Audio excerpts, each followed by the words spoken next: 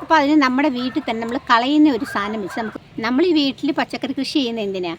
പൈസ ലാഭം മാത്രമല്ലല്ലോ. 2026 അപ്പം നമ്മുടെ മുഞ്ഞയും വെള്ളീച്ചയും ഒക്കെ ഒരുപാട് അഡ്വാൻസ്ഡാണ്. അപ്പോൾ അവർ വേറൊരടപ്പെടുത്ത് അതിൽ ഇങ്ങനെ ഒരു ഹോൾ ഇട്ട് വെക്കുകയാണെന്നുണ്ടെങ്കിൽ നമുക്കിത് അരിച്ചെടുക്കാൻ എളുപ്പമായി. ഹലോ ഡിയേഴ്സ്, വ്ളോഗ്സ് ബൈ ഹസിയുടെ പുതിയൊരു വീഡിയോയിലേക്ക് എല്ലാവർക്കും സ്വാഗതം. ഇന്നത്തെ നമ്മുടെ ടോപ്പിക് എന്താണെന്നറിയാമോ? നമ്മൾ ഈ പച്ചക്കറിയൊക്കെ കൃഷി ചെയ്യുമ്പോഴേ ചില ചെടികളൊക്കെ ഒരുപാടങ്ങ് വളരും, പക്ഷെ അത് പൂക്കത്തില്ല. ഇനി അഥവാ പൂത്താലോ അതിൻ്റെ പൂവെല്ലാം പൊഴിഞ്ഞു പോവുകയും ചെയ്യും. അത് ഈ പച്ചമുളക്, വഴുതന അതുപോലെയുള്ള ചെടികളെല്ലാം കൂടുതലും കാണുന്നത്. അപ്പോൾ അതിന് നമുക്ക് ഒരു ലിക്വിഡ് ഉണ്ടാക്കാം. നമ്മുടെ വീട്ടിൽ കളയുന്ന ഒരു സാധനം വെച്ചിട്ടാണ് നമ്മൾ ഉണ്ടാക്കുന്നത്. എന്താണെന്നറിയാമോ?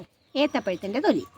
ഏത്തപ്പഴം എന്ന് പറഞ്ഞാൽ പൊട്ടാസ്യത്തിൻ്റെ കലവറയാണ്. അപ്പോൾ അതിൻ്റെ തൊലിക്കകത്തും ആവശ്യം പോലെ പൊട്ടാസ്യം കാണും. അതിനകത്ത് നമുക്ക് പൊട്ടാസ്യം മാത്രമല്ല, ഫോസ്ഫറസ്, മഗ്നീഷ്യം, കാൽസ്യം ഒക്കെ ഉണ്ട്. പക്ഷേ കൂടുതൽ അളവിലും പൊട്ടാസ്യം ഉള്ളത്.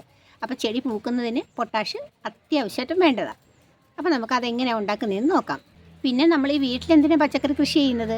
നമുക്ക് പൈസ ലാഭം മാത്രമല്ല, നല്ല ടേസ്റ്റോടെ നമുക്ക് പച്ചക്കറി കഴിക്കണം. ഓരോ പച്ചക്കറിക്കും അതിൻ്റേതായ ടേസ്റ്റ് ഉണ്ട്. ആ കറക്റ്റ് ടേസ്റ്റിൽ നമ്മൾ കഴിക്കണമെങ്കിൽ രാസവളമോ കീടനാശിനിയോ ഒന്നും ഇല്ലാതെ നമ്മൾ ഉണ്ടാക്കണം. അപ്പോൾ രാസവളം ഇടുവാണെന്നുണ്ടെങ്കിൽ ചെടി പെട്ടെന്ന് കയറി വളരും. ഇനി കീടനാശിനി അടിക്കുകയാണെങ്കിൽ വെള്ളീച്ചയോ മുഞ്ഞയോ അതൊന്നും ഉണ്ടാകത്തില്ല. പക്ഷേ പച്ചക്കറി കഴിക്കുമ്പം അത്രയും ടേസ്റ്റ് കാണത്തില്ല. അപ്പം നമ്മൾ എന്ത് വേണം? ഈ പ്രകൃതിയിൽ ഒരുപാട് സാധനങ്ങളുണ്ട്. ഇപ്പം നമ്മുടെ മുഞ്ഞ, വെള്ളീച്ച അങ്ങനെയുള്ള കീടങ്ങൾക്കും പിന്നെ ചെടി തഴച്ച് വളരാനും ഒക്കെ ഒരുപാട് കാര്യങ്ങളുണ്ട്. അത് നമ്മൾ എന്തൊക്കെയാണെന്ന് കണ്ടെത്തി അതിൽ മാറി മാറി ഓരോന്നും പ്രയോഗിക്കണം. ഇപ്പം നമ്മുടെ സീമക്കൊന്നയുടെ ഇലയിട്ടുണ്ടാക്കിയ വളമൊക്കെ ഉണ്ടല്ലോ, അതൊക്കെ നൈട്രജൻ കൂടുതലുള്ളതാണ്. അപ്പോൾ ചെടിയുടെ ആദ്യത്തെ വളർച്ചയ്ക്കൊക്കെ അതൊരുപാട് ഹെൽപ്പ് ചെയ്യും. പിന്നെ ഇപ്പോൾ 2026 അപ്പം നമ്മുടെ മുഞ്ഞയും വെള്ളീച്ചയും ഒക്കെ ഒരുപാട് അഡ്വാൻസ്ഡാണ്.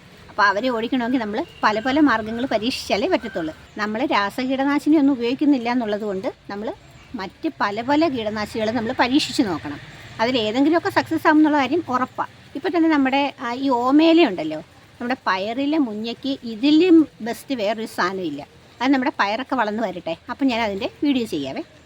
അപ്പോൾ ഇപ്പം നമുക്ക് ഏത്തപ്പഴത്തിൻ്റെ തൊലിയുണ്ട്. ആ ലിക്വിഡ് എങ്ങനെയാണ് ഉണ്ടാക്കുന്നതെന്ന് നോക്കാം. ഏത്തപ്പഴത്തിൻ്റെ തൊലി എടുത്തിട്ട് ഇതുപോലെ ചെറുതായിട്ട് കട്ട് ചെയ്യണം. ഇതുപോലെ കട്ടിയുള്ള ഭാഗമൊക്കെ അങ്ങ് മാറ്റിക്കളയണം.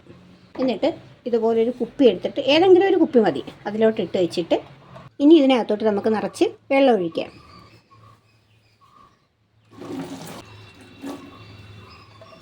ഇനി ഇതങ്ങ് അടച്ച് വെച്ചേക്കണം.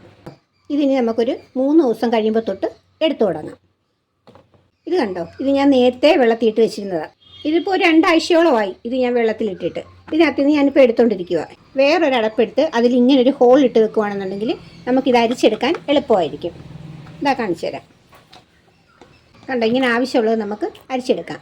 ഇത്ര എടുത്തിട്ട് ഒരു 5 ഇരട്ടി വെള്ളം ചേർത്ത് നമ്മുടെ ചെടിയുടെ കടക്കിലങ്ങ് ഒഴിച്ചു കൊടുത്താൽ മതി. ഇലയിലൊന്നും സ്പ്രേ ചെയ്യേണ്ട, ചെടിയുടെ ചുവട്ടിലോട്ട് ഒഴിച്ചു കൊടുക്കണം. അപ്പോൾ നിങ്ങളുടെ പച്ചക്കറിക്കും ഇതുപോലുള്ള പ്രശ്നങ്ങളുണ്ടെങ്കിൽ ഇതൊന്ന് പരീക്ഷിച്ച് നോക്കാം കേട്ടോ. അപ്പോൾ യൂസ്ഫുള്ളായ മറ്റൊരു വീഡിയോയുമായി നമുക്ക് വീണ്ടും കാണാം. Thanks for watching.